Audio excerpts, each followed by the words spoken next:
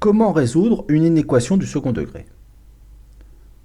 Avant toute chose, il faut savoir que résoudre une inéquation du type ax au carré plus bx plus c plus grand que d revient en fait à étudier le signe du polynôme p de x égale ax au carré plus bx plus c moins d.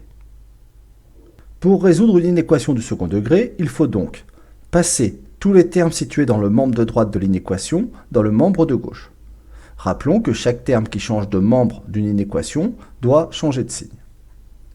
Ensuite, j'établis le tableau de signes du polynôme p de x ainsi obtenu dans le membre de gauche. Enfin, je détermine les solutions de l'inéquation à partir du tableau de signes réalisé précédemment. Voyons avec quelques exemples comment mettre en œuvre cette méthode pour résoudre une inéquation du second degré. Soit l'inéquation moins 16x au carré plus 48x plus 80 plus grand que 100, dont on souhaite connaître les solutions. J'observe qu'il s'agit d'une inéquation du second degré. Pour trouver les solutions de cette inéquation, je commence par ramener tous les termes du second membre dans le premier membre.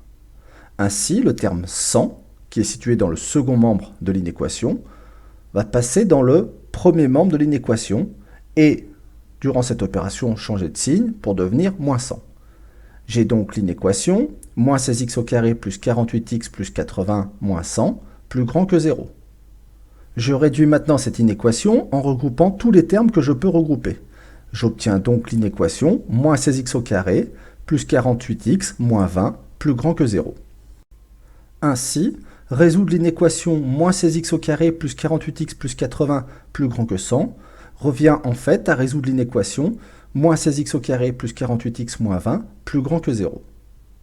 Pour cela, je vais établir le tableau de signes du polynôme p de x défini par la relation p de x égale moins 16x au carré plus 48x moins 20. Pour commencer, je pose l'équation p de x égale 0 et je la résous. Moins 16x au carré plus 48x moins 20 égale 0. Il s'agit d'une équation du second degré. Je relève la valeur des coefficients a, b et c. a égale moins 16, b égale 48, c égale moins 20. Je calcule la valeur du discriminant delta, b au carré moins 4ac. Delta égale 48 au carré moins 4 fois moins 16 fois moins 20, ce qui fait 1024. Le discriminant est positif, l'équation admet deux solutions. Ici, x1 égale 0,5 et x2 égale 2,5. Il nous faut maintenant établir le tableau de signes du polynôme p de x. Le coefficient a est négatif. Le polynôme p de x peut donc être représenté par une parabole orientée vers le haut. L'équation p de x égale 0 admet deux solutions. Cette parabole coupe l'axe des abscisses en deux points d'abscisse 0,5 et 2,5. Je peux maintenant, grâce à ce schéma, établir le tableau de signes du polynôme p de x. Le polynôme p de x prend la valeur 0 en x égale 0,5 et x égale 2,5. Il est négatif sur l'intervalle moins l'infini 0,5. Il est positif sur l'intervalle 0,5, 2,5. Et il est à nouveau négatif sur l'intervalle 2,5 plus l'infini. Je peux maintenant résoudre mon inéquation. On souhaite que moins 16x au carré plus 48x moins 20 soit supérieur à 0, c'est-à-dire que le polynôme p de x soit positif. Cela correspond à l'intervalle 0,5, 2,5. Il faut maintenant se demander si les bornes de mon intervalle appartiennent ou non à l'intervalle de solution de mon inéquation. Ici, l'absence de signe égal sous le signe plus grand que indique que les solutions de l'équation p de x égale 0 n'appartiennent pas à l'intervalle de solution. Ainsi, les valeurs 0,5 et 2,5 ne font pas partie de l'intervalle de solution de cette inéquation. Pour symboliser ce fait, nous allons utiliser des crochets ouverts, c'est-à-dire dirigés vers l'extérieur de l'intervalle de solution souhaité. Je n'ai plus maintenant qu'à lire la solution de mon inéquation. L'inéquation moins 16x au carré plus 48x plus 80 plus grand que 100 est vérifiée pour tout x appartenant à l'intervalle 0,5, 2,5. Voyons maintenant un deuxième exemple. Soit l'inéquation 3x au carré plus 6x plus 6 supérieure ou égale à 30, dont je souhaite connaître la solution. Pour résoudre cette inéquation, je passe tous les termes situés dans le second membre de l'inéquation dans le premier membre de l'inéquation. Le terme 30 va donc changer de côté et devenir moins 30. J'obtiens l'inéquation 3x au carré plus 6x plus 6 moins 30 supérieur ou égal à 0. Je réduis cette inéquation en regroupant tous les termes que je peux regrouper. On obtient l'inéquation 3x au carré plus 6x moins 24 supérieur ou égal à 0. Résoudre l'inéquation 3x au carré plus 6x plus 6 supérieur ou égal à 30 revient en fait à résoudre l'inéquation p de x supérieur ou égal à 0, où p de x est un polynôme défini par la relation p de x égale 3x au carré plus 6x moins 24. Pour cela, je pose l'équation p de x égale 0. 3x au carré plus 6x moins 24 égale 0. Il s'agit d'une équation du second degré. Je relève la valeur des coefficients a, b et c. A égale 3, b égale 6, c égale moins 24. Je calcule la valeur du discriminant delta, b au carré moins 4ac.